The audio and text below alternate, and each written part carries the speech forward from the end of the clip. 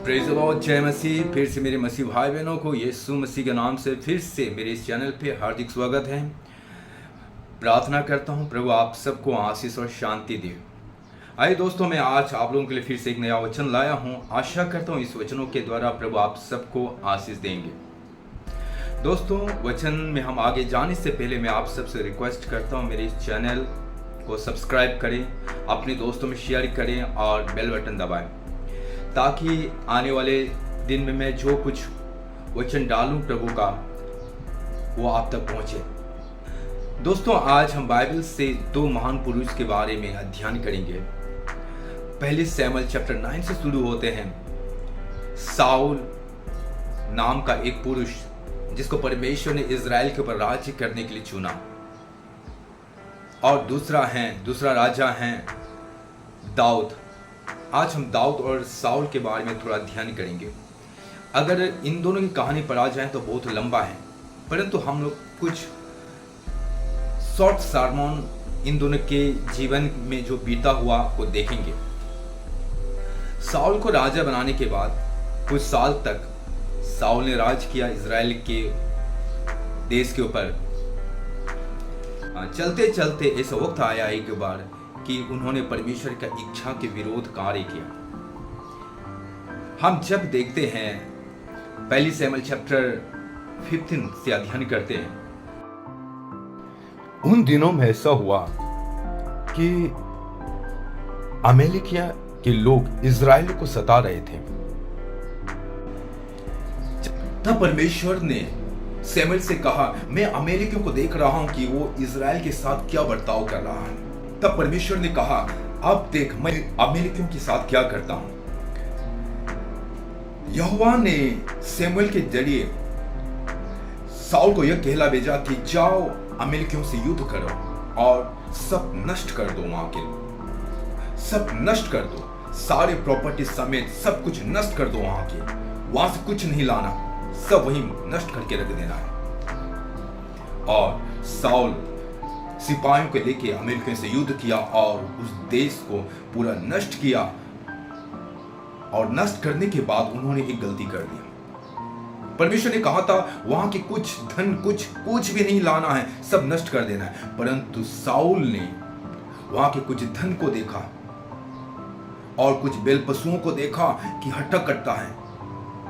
तो शायद किसी ने कहा होगा, सर इसको लेके जाइए प्रभु के लिए, प्रभु के भवन के लिए।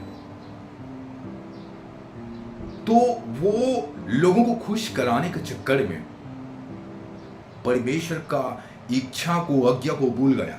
और उन्होंने क्या किया, वहां से सारे धन, सारे बैल बकरी पशु सब उठा के लेके आया।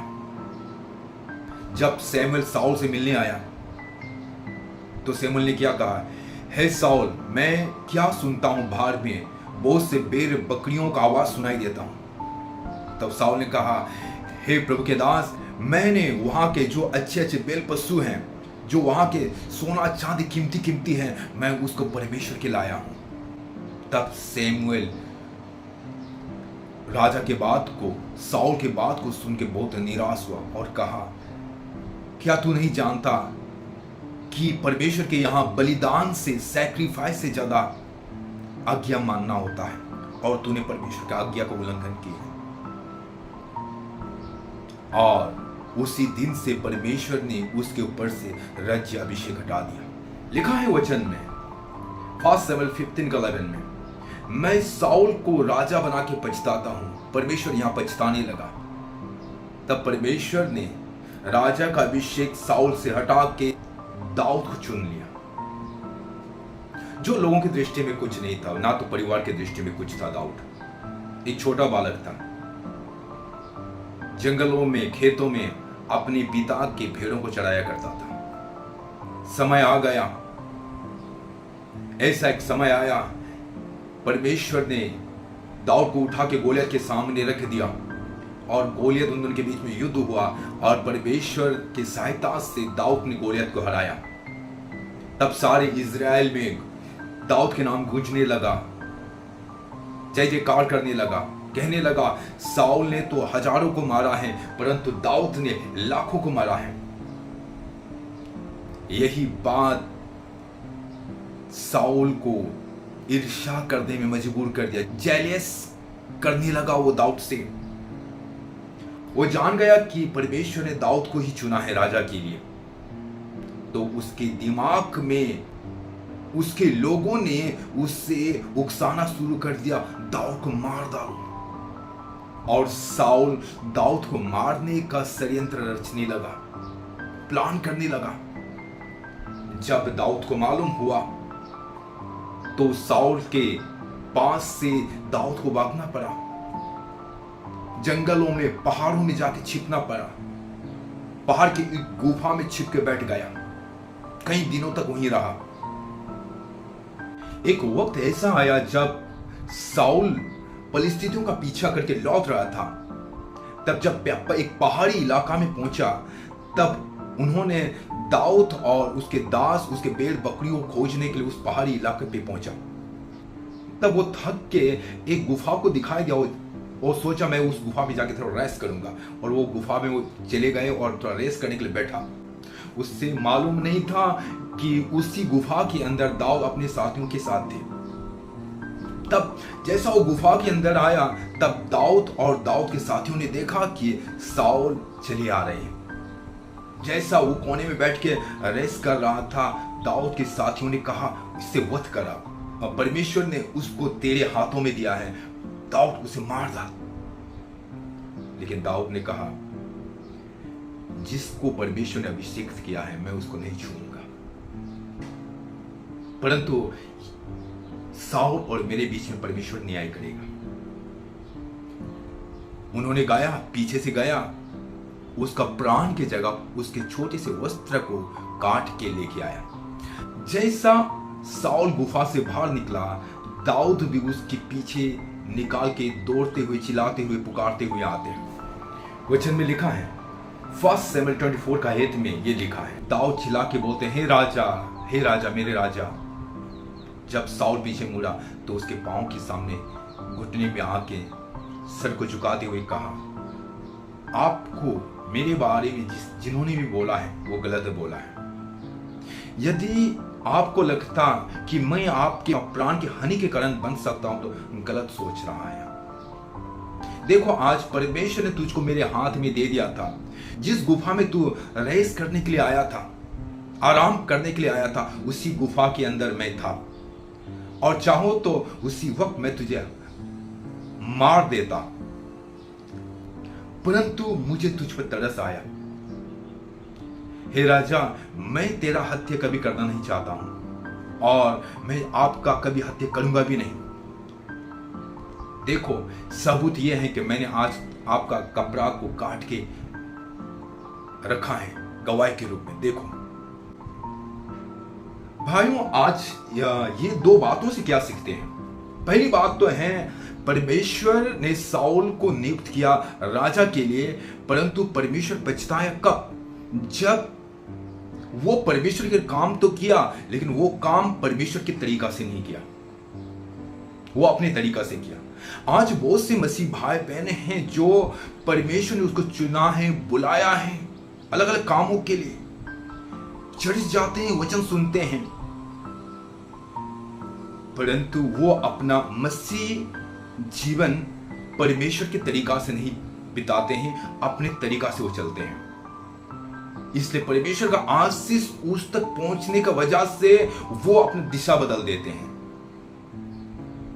इसलिए प्रभु का सेवा करना अच्छी बात है, लेकिन वो सेवा आप अपने तरीका से नहीं करेंगे, परमेश्वर के तरीका से करेंगे।